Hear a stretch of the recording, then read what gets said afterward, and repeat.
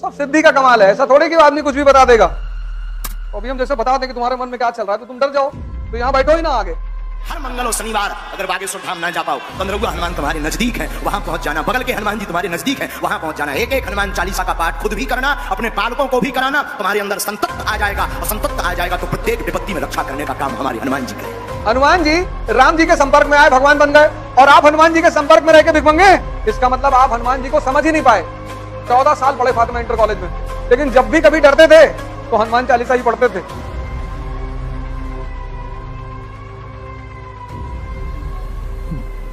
जय हिंद फ्रेंड्स।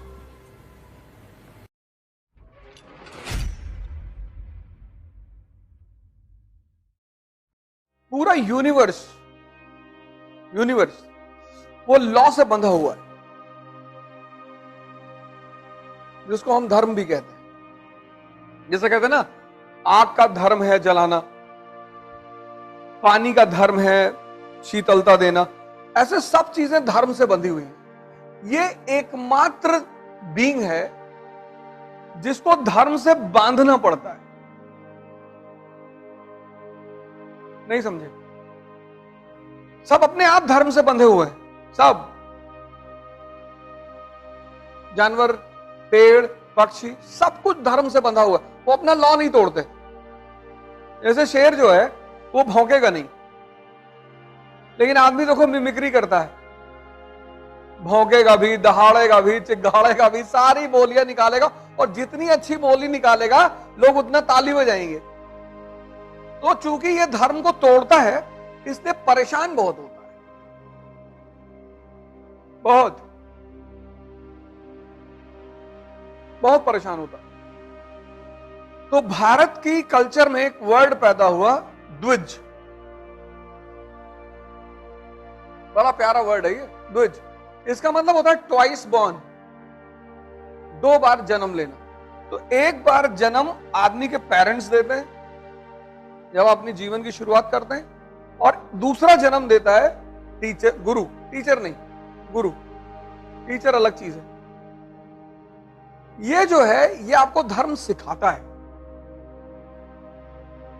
और अगर आपने धर्म को पकड़ लिया तो आप आईएएस तो बहुत छोटी चीज है, भगवान बन जाएंगे बुद्ध की तरह। बुद्ध भी इंसान ही तो थे, भगवान बन गए। राम भगवान हो गए, कृष्ण भगवान हो गए, सब भगवान। हिंदुस्तान में भगवान का कॉन्सेप्ट है, बाकी सारे देशों में पैगंबर का कॉन्सेप्ट है। इस देश में भगवान का कॉन्सेप्ट है। भगवत्ता को जो व्यक्ति उपलब्ध हुआ हो, श्रेष्ठता को, हम उसको भगवान ही कहते हैं। जैसे भगवान वाल्मीकि जी को भी भगवान कहते हैं। कोई बात नहीं। आजकल एक नई कॉम आई है, पैरासाइट फेम।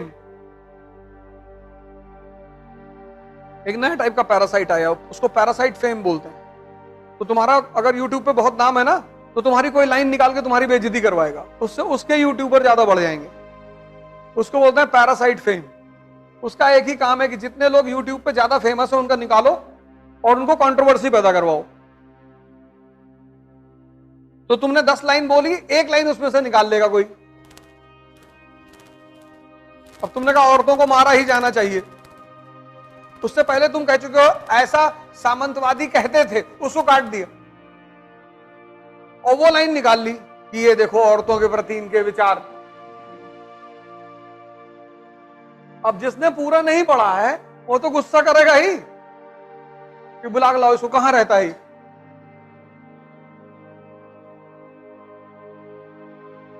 ऐसे लोगों को कहते हैं पैरासाइट फेम। सबके बारे में वो बेचारे, एक बाबा जी हैं धीरेन्द्र शास्त्री, उनको टारगेट करते रहते हैं। सब सिद्धि का कमाल है। ऐसा थोड़े कि आदमी कुछ भी बता देगा। सब सिद्धियां हैं, वो सब साधना की देन है, पूजा की गई है। किसी को पता करिए झूठ बोलते हुए कोई तुमसे आके कहा? हाँ? पत्रकार को बता दिया कि तुम किस लिए आए हो। एक्चुअली ये सब हैं, सब सिद्धियां हैं बेसिकली। लेकिन बुद्ध ने सिद्धियों का प्रदर्शन नहीं किया। अध्यात्म की दुनिया में इसके प्रदर्शन को अच्छा नहीं मानते। शक्ति दिखाकर किसी को अगर तुमने प्रभावित किया तो क्या प्रभावित? तो जो अध्यात्म की दुनिया है वहां इसको अच्छा नहीं मानते, लेकिन ठीक है, सिद्धियां हैं।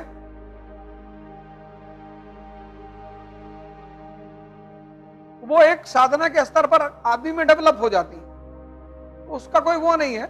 अब उनकी मर्जी है, वो कर रहे हैं। बुद्ध की मर्जी नहीं थी, उन्होंने नहीं किया। तुलसीदास ने नहीं किया, कबीर ने, इनके पास भी थी पर इन्होंने नहीं प्रदर्शित किया। इन्होंने कहा भैया हमको नहीं दिखाना है अपनी ताकत, तुम मानो या ना मानो। जैसे शैतान ने ईसा मसीह से आके कहा कि तुम भगवान के बेटे हो, उन्होंने कहा हाँ।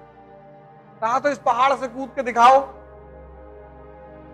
अगर तुम भगवान के बेटे हो तो नीचे भगवान खड़ा होकर तुमको बचा लेगा। तो उन्होंने कहा जाहिल, मैं अपने पिता की परीक्षा ही क्यों लूं, जब मुझे पता है कि ऊपर से कूद के आदमी मर जाता है